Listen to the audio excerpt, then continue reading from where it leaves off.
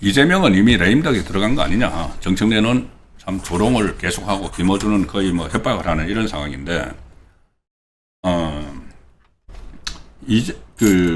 이재명이 지난번에 기자회견 하면서 정청래 책임론, 선거 책임론을 막 제기를 하고 김민석은 막 띄우고, 그 다음에 공항에 이제 패싱했다가 나중에 정청래가 또 유럽에서 들어올 때는 나가서 90도 인사하고, 일종의 뭐 정치 기술, 이재명 쪽에서 그런 이야기가 나왔죠.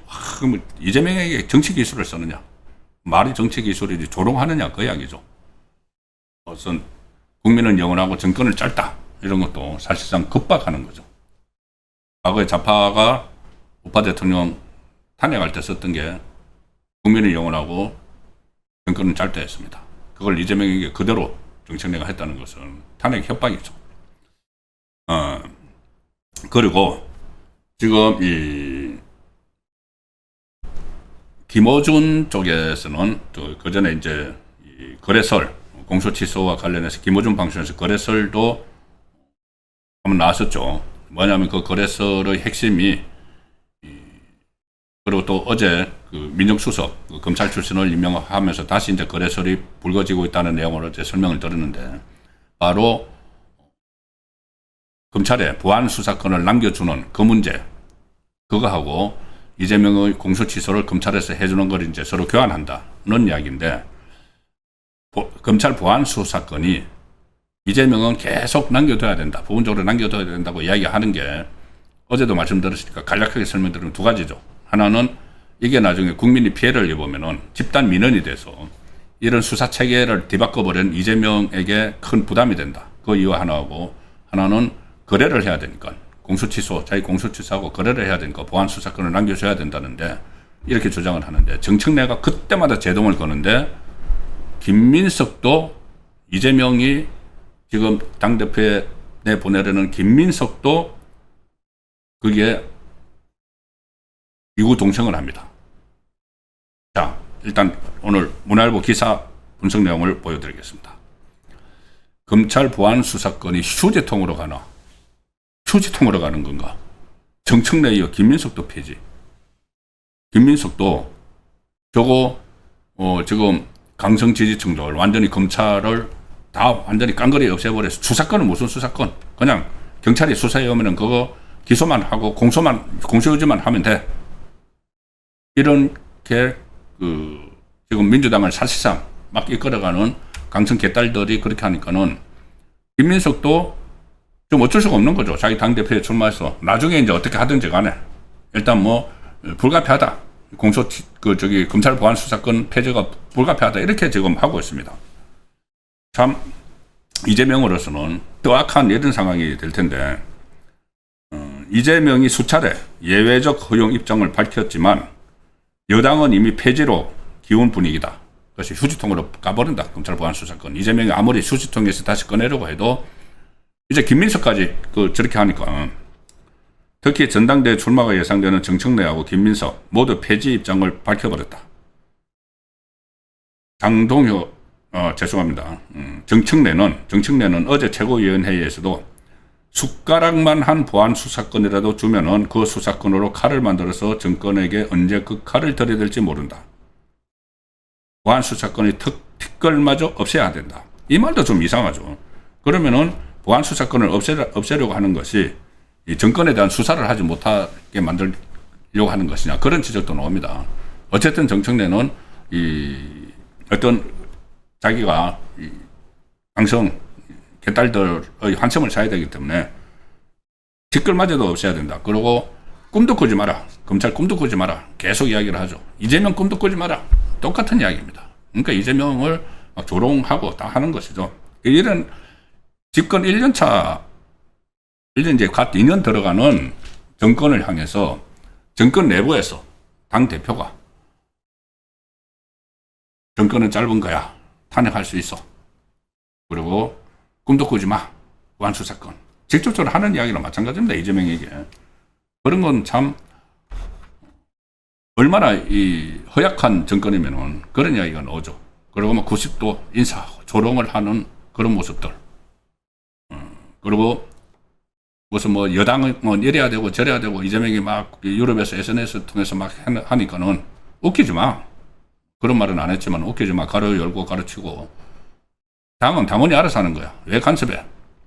이거는 레임덕입니다. 마치 저도 이 정치부 기자 생활 오래 했고 청와대 출입도 많이 했지만은 정권 끝날 때 한 4년 5년 들어갈 때 그때 나오는 모습이 지금 보이는 겁니다. 당 대표인데 무슨 뭐 개파가 다르고 어쩌고해도 당 대표인데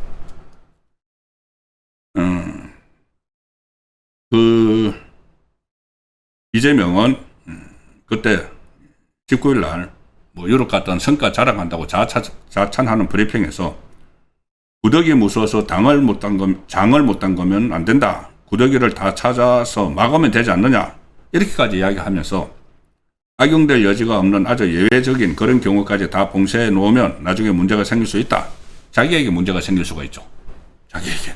그래서 보안수사권이 부분적으로 남겨둬야 된다고 하는데 그거 하려고 한찬식 민정수석까지도 지금 새로 발탁을 하고 했다는 분석이 나오죠. 언론도 그렇게 분석합니다. 어제 제가 소개해드렸다시피. 자, 그렇게까지 하지만은 이 정청래에 이어서 김민석도 안 돼! 보안수사권. 그리고 이 김어준이나 정청래 쪽 지지자들은 그 SNS에 커뮤니티에 이것도 이재명 공소취소 거래하려고 이 보안수사권 남겨두려고 한 것 아니야? 원래 보안수사권 남겨두는 게 김어준 방송에서부터 나서 거래설이 있었기 때문에 이것도 거래 용어를 남겨두는 것 아니야? 이런 글들이 막 쏟아집니다. 그러니까 이재명으로서는 감당하지 못할 상황이 되고 있는데, 자, 정청래가 이제 앞장서서 이렇게 하니까는 오늘 안철수 의원이 SNS에 이런 글을 올렸습니다. 안철수 의원이 어떻게 보면은 좀 정청래를 응원하는 지금 우파 사람들이 많습니다. 이거 제대로 이재명하고 좀 싸워서 이재명 폭주하는 거 좀 멈춰 세워라. 정청래 응원하는 사람들이 많습니다. 우파 사람들 중에서. 안철수 의원이 정청래는 정권 교체의 선봉이자 이재명 정부 조기 레임덕의 선봉장이다. 재선을 응원한다. 당대표 하면 돼. 이런 이야기까지 나올 정도로 정청래가 앞장서고 있죠. 이재명 정부의 조기 레임덕, 정청래 연임이 가속화시킬 것이다. 민주당의 사법 파괴에 대한 국민의 심판은 이미 시작됐고 이재명 취임 1년 만에 민주당의 오랜 지지층과 중도층이 이탈을 하면서 국정 지지율 부정평가와 긍정평가를 앞지르는 데드크로스가 일어난 것이 그 신호탄인데, 그럼에도 정청래는 이하영 재판 결과를 부정하고 검찰의 보안 수사권까지 폐지해서 검찰개혁의 마침표를 찍겠다고 한다. 자, 이재명 공소 취소를 위한 특검법을 계속 밀어붙이겠다고 한다. 이게 역풍이 엄청나게 불 텐데 정청래가 분위기 파악을 못하는 건지 알면서도 본인의 당대표 재선을 위해 이재명 지지율 하락을 내심 반기는 것인지 모를 정도인데, 어쨌든 이재명의 조기 레임덕에 정청래가 선봉장 역할을 한다. 이런 말이 이제 안철수 말로 제가 소개를 드렸지만은 그런 이야기가 이제 우파 진영 안에서 파다하게 나오고 있습니다. 그런데 정청래뿐이 아니고 김어준이 있죠. 김어준이 그동안 좀 주춤했죠. 그 공소취소 거래서를 제기하고 나서 이제 역풍을 맞고 하니까는 좀 주춤한 그런 분위기였는데, 물론 지방선거 때 민주당 후보자들 막 불러 세워가지고 무슨 뭐 후원금 받도록 하고 했지만은 당권 경쟁에 본격적으로 돌입을 했는데도 왠지 좀 조용하다.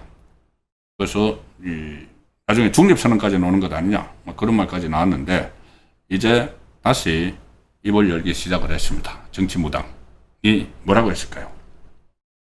오늘 김어준 방송에서 이재명 정권이 출범 후에 첫 번째 위기가 왔다, 이렇게 김어준이 규정을 합니다. 그리고 문재인 때 첫 번째 위기는 조국 사태였다. 근데 김호준의 분석이죠. 조국 사태 때는 검찰하고 언론하고 야당이 합작을 해서 막 공격을 했다. 김호준 주장입니다. 그런데 이번에는 특별한 게 없는데, 그런 검찰이 공격하는 것도 아니고, 지금 이재명에 대해서는 언론은 완전히 지금 자경화됐죠. 좌편향됐죠.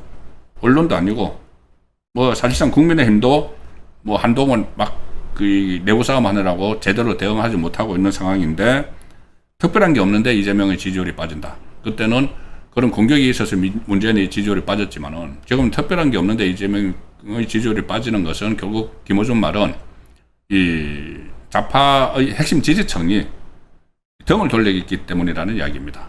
이 핵심, 김어준이 이야기하는 좌파 핵심 지지층은 바로 친노 친문으로 이렇게 이어져오는, 자기도 포함되고 유시민도 포함되고 이 정청래, 이 사람들을 지지하는 좌파가 빠지기 때문에 그 이재명 지지율이 꺾어지고 있다는 이야기죠. 그거는 부분적으로 그런 그 효과가 있을 수가 있죠. 좌파가 갈라지는. 그러니까 진보 유권자들 사이에서 지지층이 빠지는 건 그렇게 설명이 되지만은 중도층이 빠져나가는 건 바로 그 이재명의 공소 취소, 선관위 사태, 집값, 물가, 이런 거죠. 근데 어쨌든 진영 논리로는 김어준이 그렇게 설명을 하고 있는 겁니다. 그리고 이런저런 이야기를 하다가 제가 오늘 그 본출 시간에 전에 들었기 때문에 핵심만 말씀드리면은, 지금 문재인의 지지층이 이재명 지지층이 된 건데, 뉴 이재명이라는 것을 만들어서 그걸 대처를 할 수 있다고 생각하는 사람이 있는데, 그건 엄청난 착각이다. 이재명에게 하는 말이죠. 착각하지 마. 이재명 본인은 일종의 바지 사장으로 들어온 것 아니냐. 제가 해석을 하면 그렇다는 이야기입니다.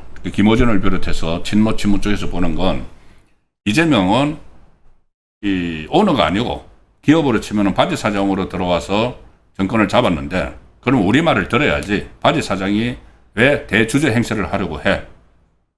그러니까는 그렇게 하면은 착각인 거야, 그거. 당신 사람들 뉴 이재명에서 당신 사람들 모아서 좌파의 주류를 하려고 하면은 그거 안 되는 거야. 그렇게 김어준이 일종의 경고를 하는 겁니다. 그리고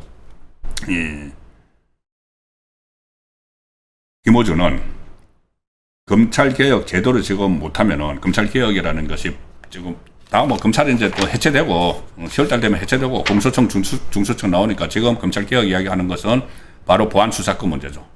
보안수사권 그거 완전히 폐지하지 못하면은 이재명이 나중에 다칠 수 있다. 야, 이거 잘못하면 나중에 다쳐. 이거 뭐 조폭들이 하는 이야기 아닌가요? 그렇게 하면 당신 다쳐. 자, 근데 이재명이 나중에 다칠 수 있다. 제대로 못하면은.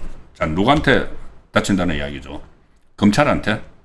검찰의 수사권을 남겨주면은, 좀 전에 정청래가 이야기했듯이 그 수사권 조금이라도 남겨주면은 그거 가지고 나중에 이제 이재명을 칠 거야. 그러니까는 완전히 그거 뺏어버려야 돼. 이 이야기일까요?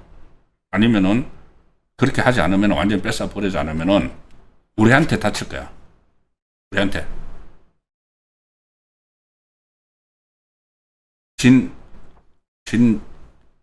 친문으로 내려오는 우리에게 다칠 거야. 그것은 뭐 다치게 할 수 있는 방법은 여러 가지가 있죠.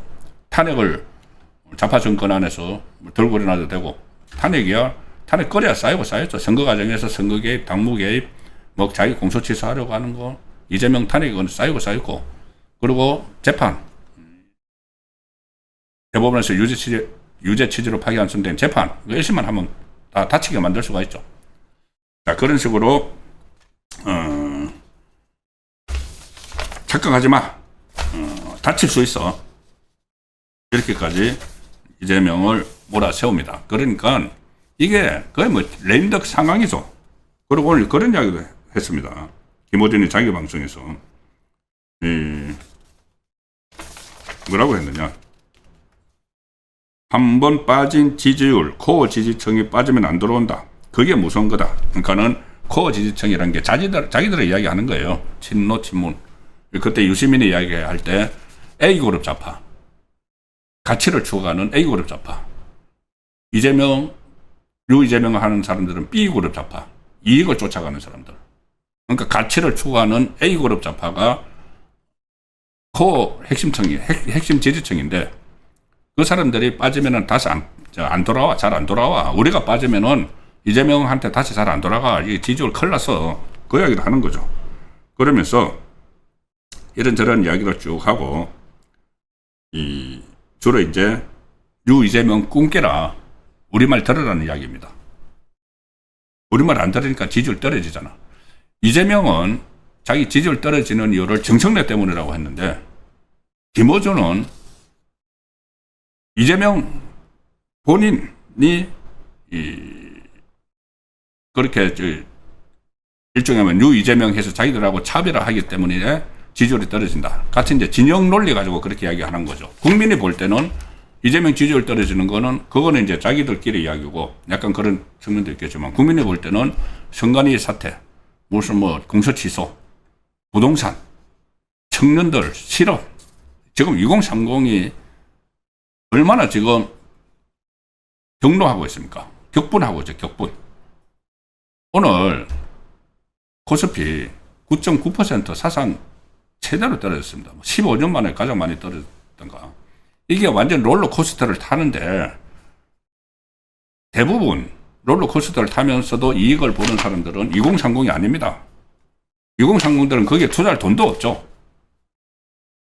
그런 것들이 지지율 떨어지는 근본 원인인데, 좌파 안에서는 자기들끼리 진영 논리로 너 탓이야, 너 탓이야 지금 하고 있는 겁니다. 그리고 악담, 저주까지 하는데 이렇게 이야기합니다. 김어준 씨가 자기 방송에서 내 생각에는 이대로 한두 주만 더 지나가도 왕창 흔들린다. 또 본다. 누가 왕창 흔들리는가? 이재명 정권이 왕창 흔들린다. 한두 주만 더 지나가도. 그것이 제가 썸네일에 정치무당 김어준의 정계가 나왔다고 말씀드렸죠. 곧 왕창 흔들린다, 이재명 정권은. 그때 그 강준만 교수가 책을 썼는데 책 제목이 정치무당 김어준이었죠. 그래서 이게 좌파 안에서 심상치 않은 일이 다시 벌어지고 있다.